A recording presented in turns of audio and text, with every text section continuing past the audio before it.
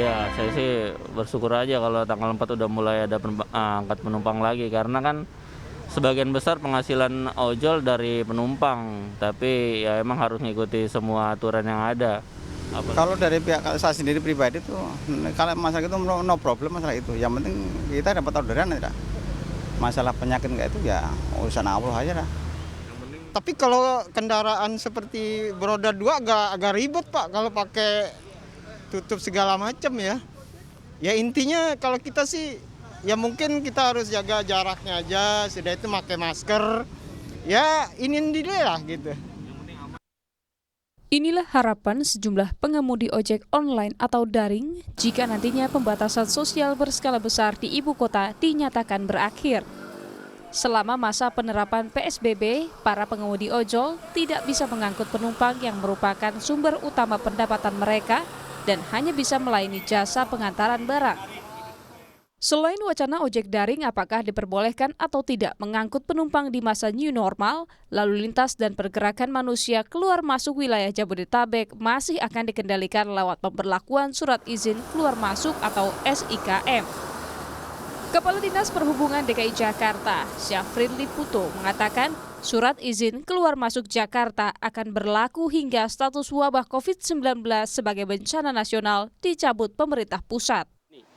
Setelah itu, maka pelaksanaan pemeriksaan SIKM ini akan dilakukan pada batas wilayah administrasi Jakarta dengan kawasan Bodetabek, kecuali misalnya ada kesepakatan baru lagi terkait dengan pelaksanaannya. Tetapi saat ini, mulai tanggal 8, kami akan melakukan pemeriksaan terhadap warga yang keluar masuk di batas administrasi Jakarta dengan Bodetabek. Barangkali demikian, masih. Berarti SIKM pasti akan berlaku setelah tanggal 7, Pak?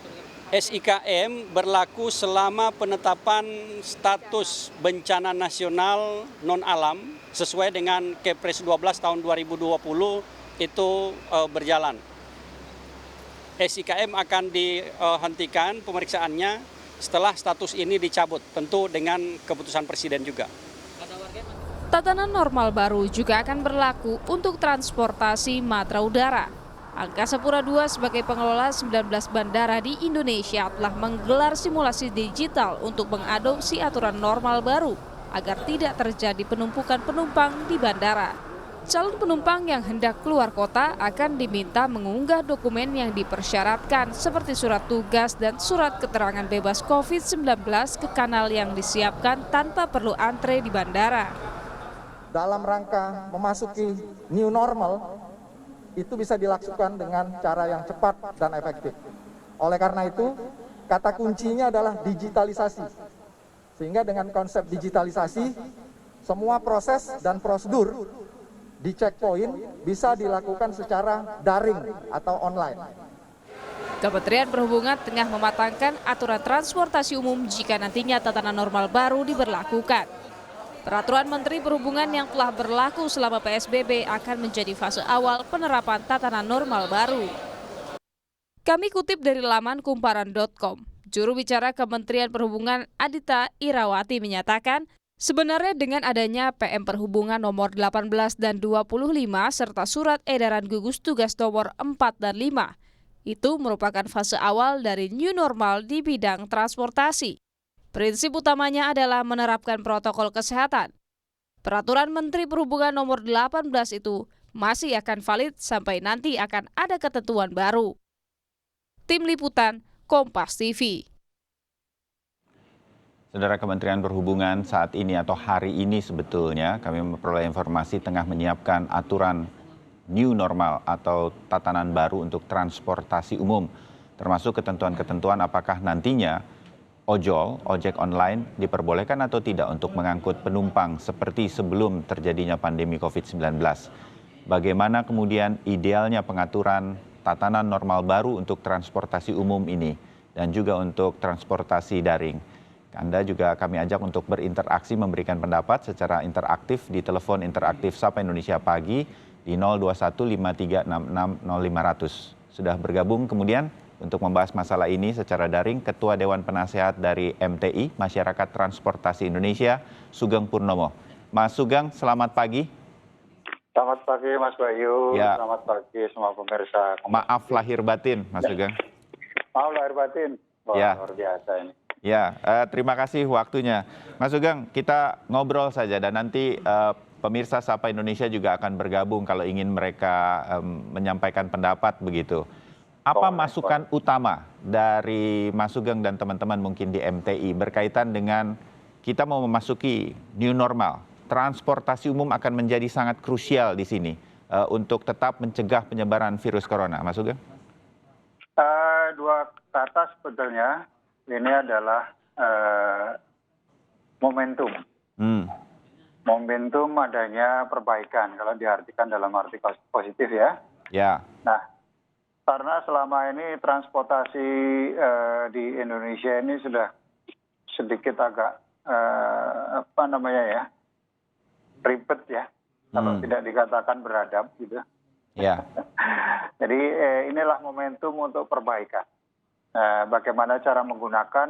Nah, ini menjadi pertanyaan-pertanyaan kita ya, yang saya harap nanti para stakeholder khususnya regulator bisa mempersiapkan hal-hal yang baik untuk mengarah ke sana. Gitu. Ya. Oke, nah Mas Sugeng, saya mau membayangkan saja begitu. Misalnya saya langsung membayangkan ke situasinya di lapangan nanti. Kita udah pernah melihat situasi ini di era PSBB yang sebentar lagi juga akan berakhir untuk DKI Jakarta begitu. Ada angkutan umum bus transportasinya, kereta api dan juga MRT. Nah ini kan ada stasiun-stasiunnya. Kita masih sedikit kesulitan membayangkan bagaimana kemudian protokol kesehatan, mengantri berjarak dan lain-lain, ini pasti akan sangat panjang. Kita pernah mengalami melihat bagaimana MRT kemudian membludak dan lain-lain. Stasiun kereta api di Pasar Senen misalnya, orang ketika ingin menukarkan tiket karena tidak ada perjalanan kereta api mudik dilarang itu, nggak ada protokol kesehatannya di awal-awal begitu. Sulit sekali menjaga bagaimana para penumpang kereta api Jabodetabek atau komuter lain untuk berada di dalam antrian yang berjarak. Bisa nggak kita melakukan ini? Sebentar lagi nih, new normal ini akan terjadi. Apa yang kemudian harus dilakukan berkaitan dengan juga masyarakat dan stakeholder dari para transportasi umum? Mas Sugeng. Nah, ini yang tadi saya katakan, transportasi sebetulnya cermin dari peradaban. Ya.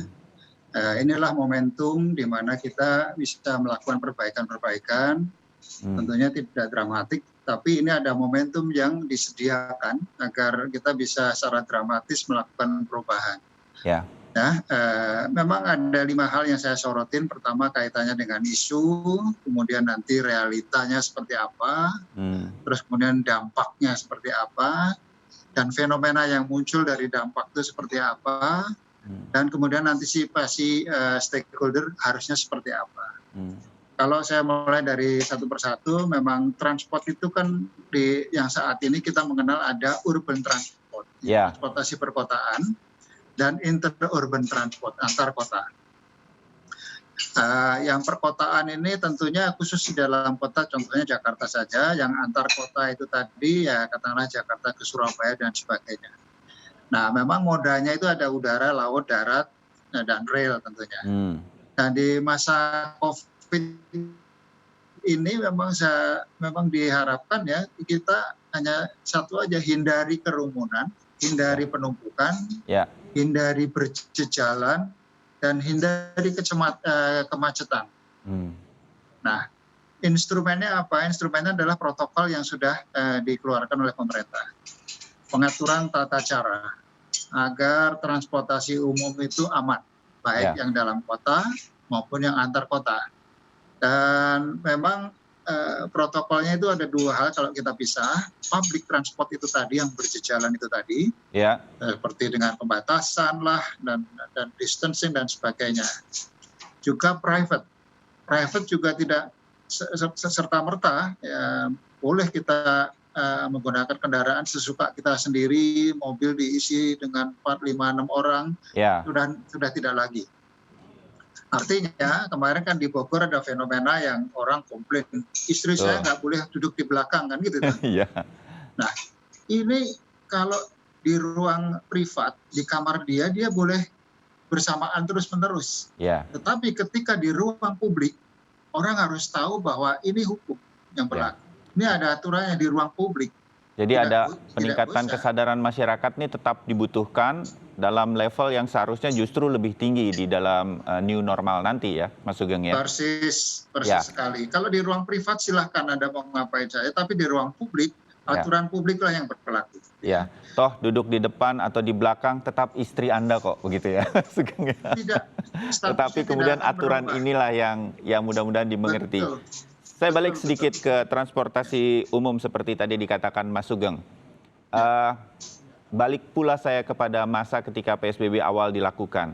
Rasanya MRT cukup berhasil membuat penumpang separuh kapasitas dalam satu gerbong MRT ini cukup lengang begitu. Tapi tidak demikian dengan kemudian kereta komuter dari Bogor menuju ke Jakarta masih tetap padat begitu. Masyarakat kan membutuhkan memang kendaraan atau transportasi umum ini. Yang ada dalam keadaan normal saja, dari kapasitas yang ada dengan kebutuhan masyarakat kita masih kurang sebetulnya. Sehingga kita ngelihat kalau jam sibuk dan jam untuk berangkat kerja dan pulang kerja itu kereta komuter penuh. Nah ini tidak bisa tampaknya, atau kemarin dalam masa PSBB dicoba sampai kemudian dihentikan komuter lain untuk beroperasi, masih sulit terjadi separuh kapasitas. Bagaimana ini bisa kemudian tercipta sementara kebutuhan kita untuk transportasi ini masih kurang, Mas Sugeng? Pengaturan yang ada itu kan seperti tadi public transport, ada yang dikurangi headway-nya. Jadi sorti perjalanan kalau tadinya 1 jam katakanlah 5 kali menjadi 2 kali pembatasan. Kemudian ada pembatasan kapasitas. Kalau tadinya satu bus katakanlah satu bus itu dihuni oleh atau dengan tempat duduk 40, ini hanya menjadi 20. Ya kan? Dan kemudian bahkan ada yang di stop operasi. Betul. Ya, bahkan ada di stop. Jadi ada 3 level yang berbeda. Tetapi khusus untuk KRL nyatanya itu sulit. Betul. Ya. Karena apa? Karena memang tipikal di Jakarta ini khususnya Jabodetabek yang pada bekerja ini adalah commute, mereka komuter. Ya. Jadi berangkat pagi pulang sore, berangkat pagi pulang sore, dan selalu begitu komuter. Jadi kalau Jakarta ditinggalin orang-orang ini jadi berkurang 3 juta nih. Yang berkomuter sekitar 3-4 juta. Penduduk Jakarta sendiri 10 juta. Tetapi sebetulnya mesin ekonominya adalah ada di 4 juta ini. Artinya apa? Artinya apa kompromi itu, Mas Sugeng? Nah, komprominya seperti ini. Sebetulnya bukan kompromi, mereka juga mencari solusinya masing-masing di samping pemerintah. Pada kenyataannya, pegawai-pegawai yang 4 juta ini, itu rata-rata sekarang ini ada fenomena baru, ada yang tidur di kantor, pulang seminggu sekali. Mereka ada yang in the cost juga, di dekat-dekat kantornya, bahkan kontrak patungan, memanfaatkan uang transport harian dia kumpulin. Gitu. Ini yang terjadi di akar rumputnya. Inilah barangkali bisa sebagai solusi. Mereka mencari solusinya sendiri-sendiri tanpa pemerintah tahu ya bahwa mereka mencari kos dan tinggal di sana. Ini juga sudah sangat membantu sebetulnya. Ya, jadi Mas Sugeng ingin mengatakan bahwa ini masyarakat juga harus melihat situasinya untuk mengukur begitu dan mengantisipasi new normal ini akan ada semacam sesuatu yang mungkin kalau bisa diatasi. Kalau memang perlu tidak naik kereta komuter karena nanti akan sangat dibatasi dan lain-lain, masyarakat harus berpikir juga apa kemudian solusi-solusinya begitu agar tetap bisa bekerja dan pulang pergi misalnya dengan aman dan lain-lain. Tetapi saya ingin kemudian Mas Sugeng nanti kita jeda dulu dan kemudian menerima telepon interaktif dari pemirsa Sapa Indonesia. Apa kemudian usulan bagi para stakeholder seperti pemerintah daerah, pemerintah pusat sudah pasti. Adakah sesuatu yang bisa disediakan sebagai alternatif dari terbatasnya transportasi umum komuter misalnya kepada masyarakat untuk bisa beralih, tidak semuanya kemudian harus naik komuter misalnya. Nah, hal semacam itu saya ingin dengar dari Mas Sugeng Purnomo setelah jeda. Kami segera kembali. Baik.